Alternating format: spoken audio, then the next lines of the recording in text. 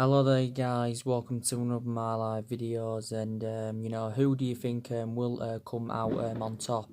Mikel Arteta or Ole Gunnar Solskjaer. Now obviously my perception on it. I think Ole Gunnar Solskjaer is a better manager than Mikel Arteta, so they are both a comparison. Like I said, Solskjaer hasn't really got a pedigree behind him in terms of management and that. But obviously, he managed two previous clubs before he came to Manchester United. Obviously, he did manage Mould, where he did win a couple of Norwegian titles. And then obviously, he also managed Cardiff, but obviously, only enjoyed really a short tenure with Cardiff and that. Obviously, with Mikel Arteta, obviously, Arsenal is the first club he's managing that. So Mikel Arteta, doesn't have any managerial experience whatsoever. Obviously, obviously, before he got recommended to Arsenal, Mikel Arteta was the coaching assistant at Manchester City, and he worked alongside Pep Guardiola for around 3 years. So maybe Mikel Arteta has got some tips off Pep Guardiola in that. Mikel Arteta, of course, is on a 3.5 year deal with Arsenal. Solskjaer is on a 3 year deal with Manchester United and that. But Mikel Arteta has enjoyed really difficult start to his managerial career with Arsenal. Obviously, he's only managed 2 games so far. This is obviously the third game, against us tomorrow, on New Year's night and that. But yeah, he drew his first game against Bournemouth 1-1. And, from an Arsenal perspective, some of the stuff he was saying, sounded, really, really good. He said he heard all the noises. Also, too, he said it was a clean slate for the players. So it was good what was stemming from him. And then, obviously, Arsenal lost their second game at home to Chelsea. Obviously, that was Arteta's first home game. So this is actually going to be second home game in charge. But I felt as though Arsenal were really, really unlucky against Chelsea. Like I said on reaction to the game, I said it, of course, on my recent videos, because I thought for large periods of that game, Arsenal totally dominated. They was in control. They did create chances in that. Obviously, Callum Chambers obviously come off injured in the game, and I thought Aubameyang scored really, really a good goal. But Chelsea came back into the game with 10 minutes remaining. I think reflect on Arsenal losing that game to Chelsea. I think now I'm very, very sceptical that they are going to get that top four. Well, to be fair, I was very, very sceptical anywhere. But they do know that top four from an Arsenal perspective is very imperative for them this season, because obviously they do want to get into the Champions League and that. And Arsenal now are currently sitting 12th in the league, so they're not in that commanding position where that they should be in. And they are now 11 points behind top four. And I think Arsenal are definitely determined to give Mikel Arteta more time. Obviously he's going to want to make further more investment in the Arsenal squad, because obviously analysing the squad, obviously none of them players are Mikel Arteta's. Actually some of them are actually Unai Emery's and that, because obviously Arsenal did make some signings last summer. They got Kieran Tierney in for £25 million. He's currently out with injury into March. They got David Luiz in. Arsenal saw it as that, he was a cheap solution, but I think they could have got a much better centre-half than him. They got Daniel Ceballos on loan from Real Madrid, but he's currently been injured. They got Nicolas Pepe. He actually didn't play against Chelsea. I thought Arsenal should have actually started him. Arsenal did pay a substantial amount for him. I think they paid around £70 million for him. So they did get quite a few good players in. But, Arteta is going to definitely going to want to make more investment. I think Arsenal are also going to orchestrate on, getting rid of more players in that, because I still believe that there is deadwood at Arsenal, that obviously, Arsene Wenger had left behind. But we will see what currently happens in that. But Mikel Arteta knows the traditions of Arsenal Football Club. Basically just like Solskjaer knows Man United inside out and that. He was a good player because he enjoyed 5 years with Arsenal as a player. Solskjaer enjoyed 11 years as a player for Man United and that.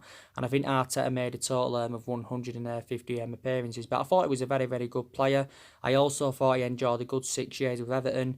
He also did well at Rangers when he was playing in his playing career. He did well at Real Sociedad. I think he also played for PSG, and he actually, began his career with Barcelona and that. But I think, Arsenal are definitely, determined to back him. A lot of Arsenal fans, or some Arsenal fans, his preferences, would have been probably Nuno Santo over Arteta, maybe even Brendan Rodgers and that. Obviously, they couldn't keep Freddie Ljungberg on. I think, he's still part of the backroom staff, is Freddie Ljungberg, but, he would have been good enough, to currently manage Arsenal. He obviously took over on an interim basis, obviously, after the sacking of Unai. I think it was a month ago now, or nearly a month ago. Arteta, was at Arsenal for just 18 months. Unai, was just at Arsenal for 18 months, and obviously Arsenal came out with the reasons why they had sacked Unai, is because obviously, he didn't meet expectations. I think they went like on a 7-game winless run. The performances and the results weren't at the level required. So these are the reasons why Arsenal, of course, had got rid of him and that. So yeah, I don't think, like I said, I just don't think Arteta is the right man in that. But like I've said in my recent videos, Arsenal have got really, really good players. Like I said, Aubameyang and Lacazette, when they play together, they're blending well. They score goals between them. I think one player Arsenal need to get rid of next year, and that's Mesut Ozil. Perhaps maybe, they do need to get rid of more players, like I said. So they've got some pretty decent players. I think Nicolas Pepe can be good for them. Guendouzi can play well for them. Xhaka can play well, sometimes can play bad. He's obviously not out with illness, but take into account Arsenal have got a lot of injuries. James is the recent one to be injured. Socrates has got a concussion. Socrates has sustained quite a few injuries as an Arsenal player. They've got Kieran Tierney out, like I said, Gabriel Martinelli, Daniel Ceballos, Kolasinac. So Arsenal have had a lot of injuries this season. But, I'm confident, we can beat Arsenal tomorrow on that, because we've been in the good run of form recently. We've won back-to-back Premier League games. Obviously, if we do beat Arsenal, that will be 3 wins on the trot in the Premier League. And, we will go 10 points in front of Arsenal. And what a good feeling, that would be. Definitely our away form has got to improve, because our away form's actually, been very, very bad. The win against Burnley at the weekend was only our 3rd away win in the Premier League this season. So if we can beat Arsenal, that will be our 4th victory away from home in the Premier League, this season and that. But I'm very, very confident, we can win this game. And like I said, Solsjaker did the sensible thing. He rested key players. Against Burnley and that, Wan-Bissaka was rested, so he'll be prepared for the game. So to Luke Shaw, well, he didn't start, but he came on in the second half. Obviously, there was no Pogba because he didn't even travel to Burnley. Obviously, McTominay is out with injury. So, yeah, so he will make some changes from the 2-0 win against Burnley and that. But, we've got to win this game anyway, to keep our hopes up for that top 4. Because Solskjaer recently revealed that he is convinced now that we can get that top 4, as long as, we can keep this consistency up. Because Solskjaer was recently saying that, we've had some good periods this season, we've had a good couple of games and that, but we've struggled to keep that consistency up. But to be fair, we have reacted to bad results. And since the 2-0 defeat to Watford, we've comfortably beaten Newcastle 4-1. We're beating Burnley by 2 goals to 0. So I am very, very delighted about that. Definitely I'm very, very delighted about that. Obviously, you saw my reaction to Ole Gunnar Solskjaer's press conference earlier on today and that, and I did say, he said quite a few interesting stuff. He's, as like I said, he gave us an update regarding Paul Pogba. He said, that Paul Pogba should be fit enough to play against Arsenal. So if he does start, that will be his first start in 3 months, because obviously he was out with an ankle injury for around 3 months. Then obviously had an illness. He came on as a substitute against Watford. He also came on against Newcastle, and I thought he made an absolutely fantastic impact. But we are all aware of the difference he does make in that midfield, Paul Pogba. But it's obviously, good to see him back. But when he's in scintillating form, he's one of the best midfielders in the world. And that. But yeah, it's good now to see Paul Pogba back. But if he doesn't start the game, he definitely will be involved. So I do presume against Arsenal, it will be Fred and Paul Pogba in our midfield and that. But Solskjaer did say when he comes back, he'll get a lot of games under his belt, which is obviously very, very good.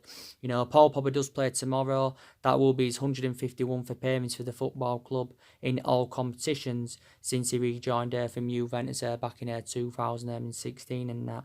And I know analysing the vast majority of his career with Man United, he hasn't performed to the standards as we expected from him, and his vast majority of his performances have been totally comparison to his ones, in Turin, because he enjoyed 4 good years with Juventus and that.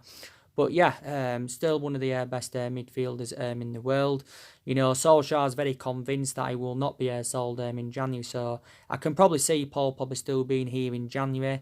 But maybe, he won't be here next summer. I'm actually, very sceptical about that.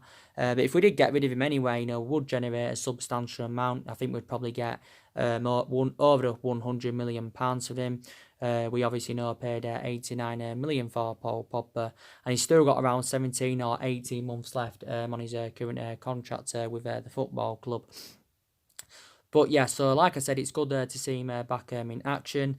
Solskjaer did recently say that Tom is out for 3 to 4 weeks. That was actually stemming from Sky Sports not too long ago. But now reportedly he could be out for up to 8 weeks. So Tomway's injury now could be more severe than we initially presumed at the first. And that's very, very bad news. It wasn't too long ago he had recovered from an ankle injury. And like I said, Tomway has been a revelation this season for Man United, and I think he has blended in very, very well alongside, Fred. Because I think, they've done really, really well in that midfield, and there's question marks regarding both players. Can they keep the consistency up?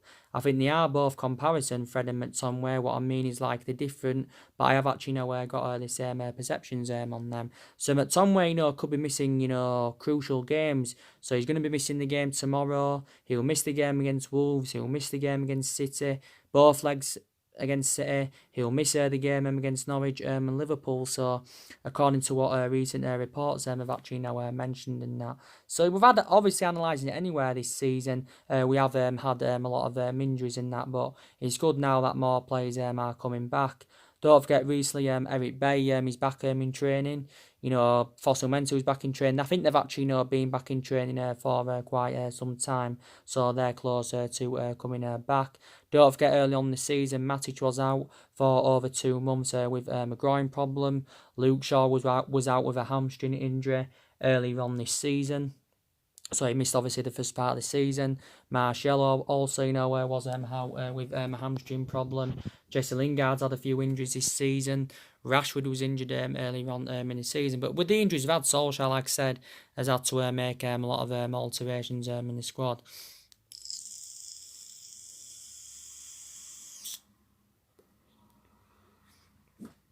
But Solskjaer also said during the press conference that next the year 2020, which is obviously next year, is going to be a successful year for Manchester United, and Solskjaer is aware that he'll have many expectations to exceed next year, but hopefully next year is going to be a better year for Man United than it has been this year, because analysing it for the vast majority of this year, prior to the first 3 months when he was the interim manager, he has mainly endured a very difficult time as Ole Gunnar Solskjaer. But he did also say that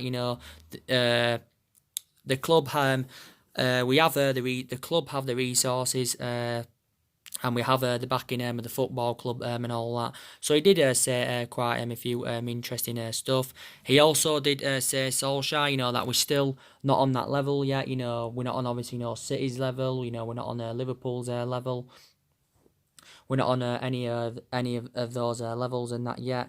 But we've obviously got to emulate to that level. Solskjaer did say he still expects ups and downs. but he also obviously wants to see more ups and downs and that. So this is also what he had currently mentioned, but he did say we've been in good that we've improved recently and that you know and we're making games now. Currently change our style. He said something like that anywhere during the press conference. But Solskjaer, does seem to have a lot of confidence about him. I think tomorrow is like his 42nd game in charge of the football club. It's round about that if I'm not absolutely spot on.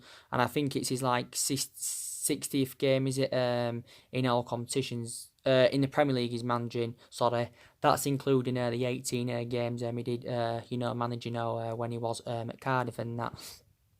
He also during the press conference provided us with some obviously transfer news and that. Solskjaer is hopeful that obviously we can get around 2 players in the January transfer window. It's not assured that we'll make many signings in January. He also got asked about replacing Romelu Lukaku because obviously during the summer we failed to replace Romelu Lukaku, which was a disappointment. Solskjaer said overall anyway it was a disappointment that we let him leave the football club. But obviously we had no choice basically in the matter because Lukaku initially lost his place in the team to Marcus Rashford. But Lukaku endured 2 years at Man United. I thought he was exceptional in his first season. In total he scored 42 goals for the night in 96 appearances in all competitions. And we overpaid for him when we got him from Everton back in 2017 and that. But, we basically more or less recouped the money for what we paid for him from Everton because we got around £70 million from Inter Milan during the course of the summer. But obviously now, I don't think Solskjaer's really got any element of concerns regarding our attacking options and that. Because like he said, Rashford's been in scintillating form, Martial's been in scintillating form. Rashford has scored, 16 goals this season in all competitions. I think Martial's on around 10. So they've scored 26 goals between them so far. And they're both now in all competitions nearly on 200 appearances for the football club and that. Like I said, Rashford so far spent the entirety of his career with Manchester United. Martial has obviously now into his 5th season at the football club. Don't forget. And obviously Mason Greenwood has obviously been on the horizon. And obviously he's developing his Mason Greenwood, and I think as he develops more he will obviously I think overtake Rashford, or at least emulate to Rashford's level if not overtake him, and he will I think emulate to Anthony Martial's level, because I think Mason Greenwood has been absolutely fantastic this season. 8 goals in like 20 odd first team appearances. I think he's replicating what he did for the reserves last season. But I think we just need to play Mason Greenwood more in the Premier League. I think he's only made around 2 or 3 starts so far this season in the Premier League. So I think for me, he does need to get more games under his belt and that. That's my perception on that. But, like I say, we've got a lot of young players in the squad anywhere that are developing and trying to improve. And I credit Ole Gunnar Solskjaer for that. And obviously analysing his tenure so far at Man United, that's what he's obviously been doing, giving the youngsters the opportunities. But he did initially say anywhere at the start of this season, that all the youngsters would get their opportunities. And I think there's quite a few young players that will become a success at the football club. Look, like I said, I think Greenwood will do well. Brandon Williams will do well. I think now we view him as our first choice left back. I think Tuan Zebe will do well. He's also, he recently recovered from injury not too long ago.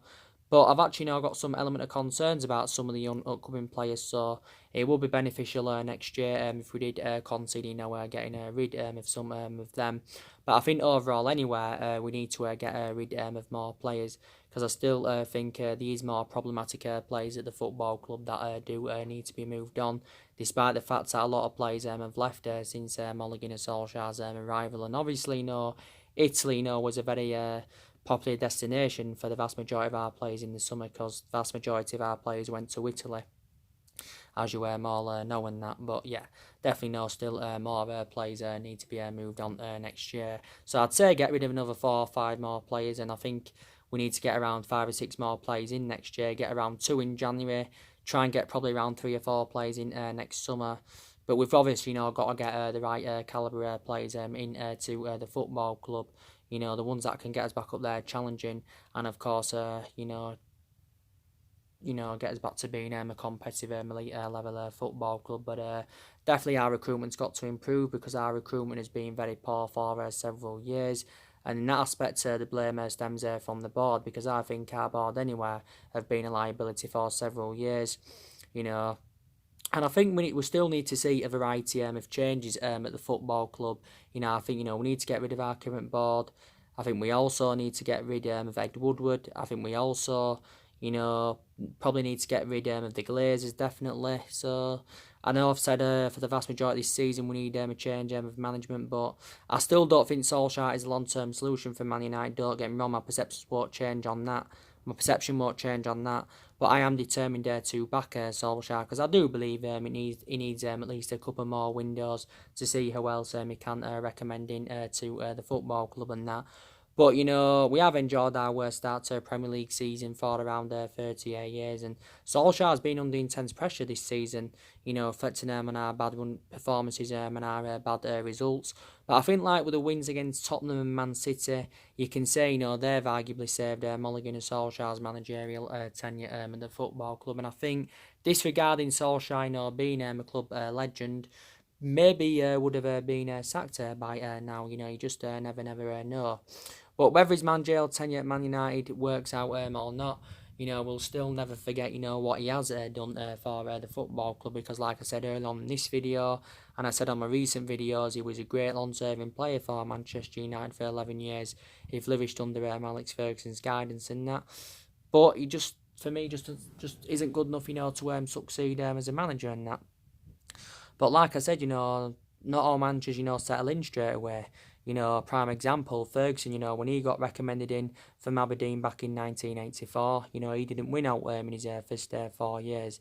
And then obviously, look after that, where, what he went and accomplished, Alex Ferguson. I don't think Solskjaer can invoke Ferguson's legacy, like I've said before. Even if he is given another 3, 4, maybe even 5 years, I still can't see us ever being the team, that we was under Alex Ferguson. Like I said, I'm hopeful that this team at this day and age, and that, can replicate, what the team did under Alex Ferguson. But I've got to say, I am very, very sceptical about it. But hopefully now, we can have a good second half to the season. But I don't think we're going to win the league for at least the next 3 years. Because we're not good enough to win the league at the moment. But I think, we are definitely, good enough to finish in that top 4. But I think our aspirations will be that top 4 anyway in the next couple of seasons. We've got a chance of getting silverware on the board this season. I think, we've got a fantastic chance of winning the Carabao Cup. We've also got a great chance of winning the Europa League. So if we can finish in the top 4, or we can win the Europa League or the Carabao Cup, I'll say, it's been a very, very good season for us. And then obviously, that's a step forward for Manchester United. But Solskjaer insists the future is bright at Manchester United, so he expects Man United, to currently improve.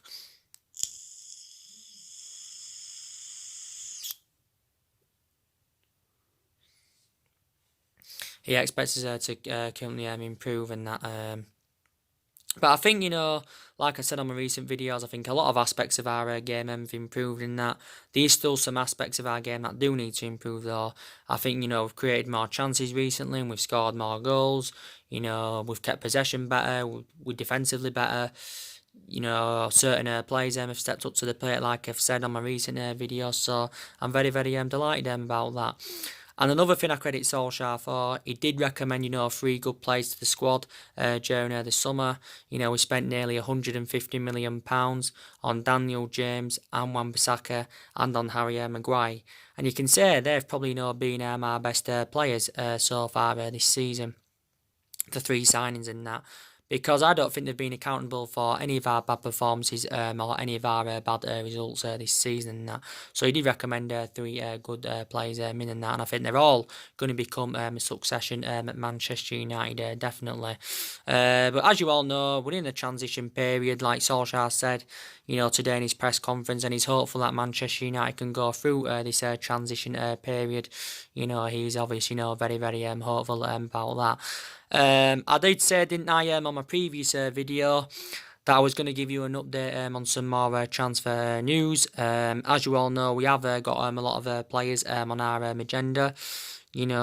Obviously now, as you all know, Manchester United cannot sign Erling Haaland because it confirmed not too long ago that Borussia Dortmund have signed Erling Haaland for a reasonable figure. They've only paid around 17 or 18 million pounds for him, but that was obviously now his buyout clause, and he has signed a contract with Borussia Dortmund until 2024. So it is a 4.5 year deal and that, and he will be officially a Borussia Dortmund player next year on the 3rd of January and that. So now obviously we should have an alternative on our agenda to Erling Haaland. But Erling Haaland, of course, was our number one priority target, and Solskjaer was keen on recommending him to the football club.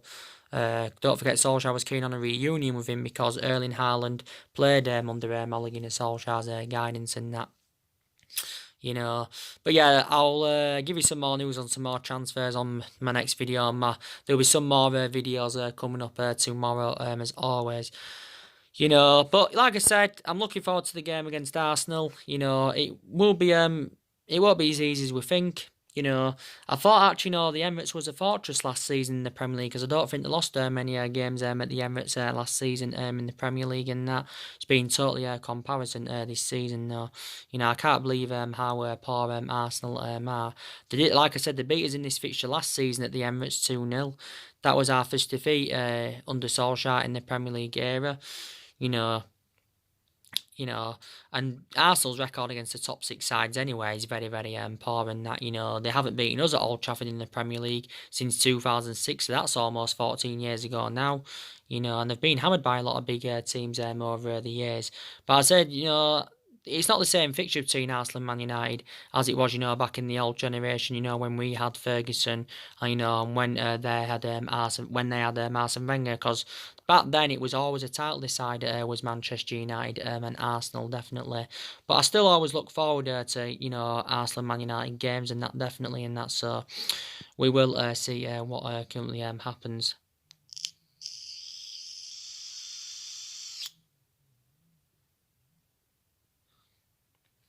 But yeah, obviously, you saw my preview this morning, didn't you, for the Man City Everton game at the Etihad.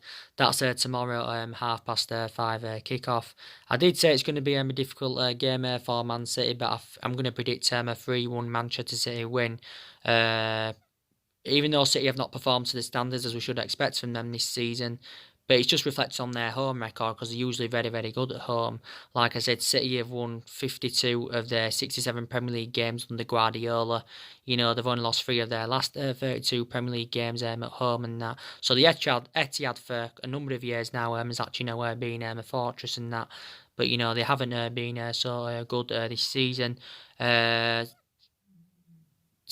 a City perspective, they'll be happy that obviously, Pep Guardiola has won 100 Premier League games in charge of Man City.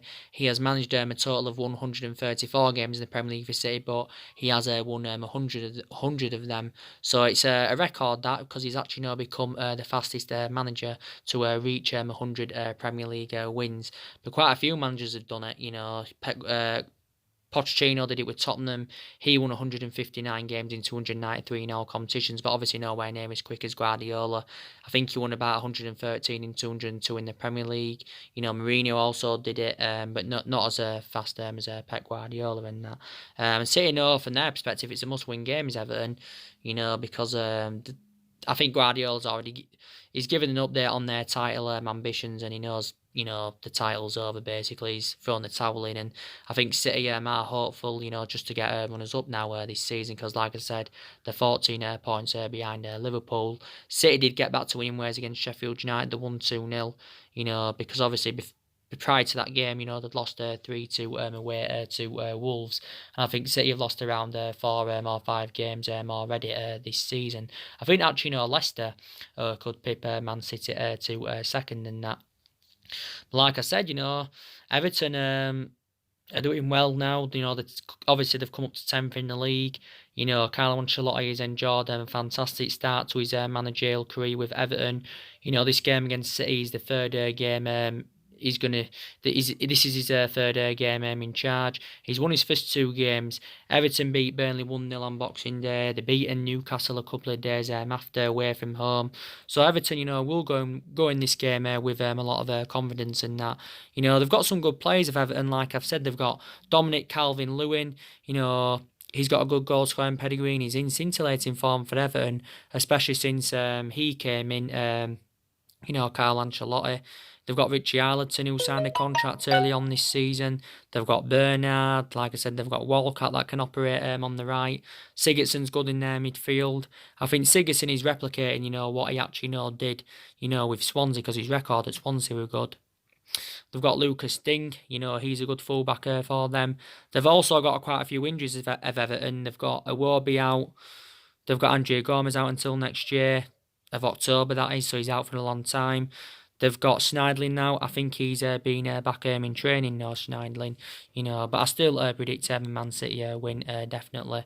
But Carlo Ancelotti's got a good pedigree behind him and that. And the question is, can he emulate Everton, to City and Liverpool's level? I think he's, a very, very good manager. Everton is the 10th club he's managing, He's got great managerial credentials, and so far he's managed 9 clubs. But like I said, Everton is a 10th club he's managing in that, and he has won around 15 major honours in his managerial career. Duncan Ferguson, of course, took over on an interim basis. Duncan Ferguson, when obviously Marco Silva got sacked. But obviously now Ancelotti's in on a 4.5-year deal. But Duncan Ferguson is still part of the backroom staff, so he's one of the assistants is Duncan Ferguson. But yeah, so tomorrow it won't be tomorrow night. My match reaction for the Arsenal Man U game, it will be on the 2nd, because I won't have any time to do it after the game tomorrow night. Like I said, tomorrow, there'll be more news regarding transfers and that, because the transfer window is officially open tomorrow.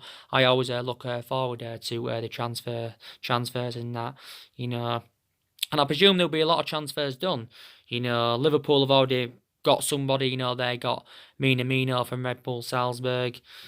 Chelsea now reportedly the leading favourite to sign Sancho, so Chelsea could get Sancho in January. Haaland's gone to Dortmund, so there's already been some transfers done already before it's even officially opened. But we will see. So anyway, guys, drop your comments, likes on the channel. If you do, consider subscribe as always, and take care. God bless, and I'll see you all again very, very soon.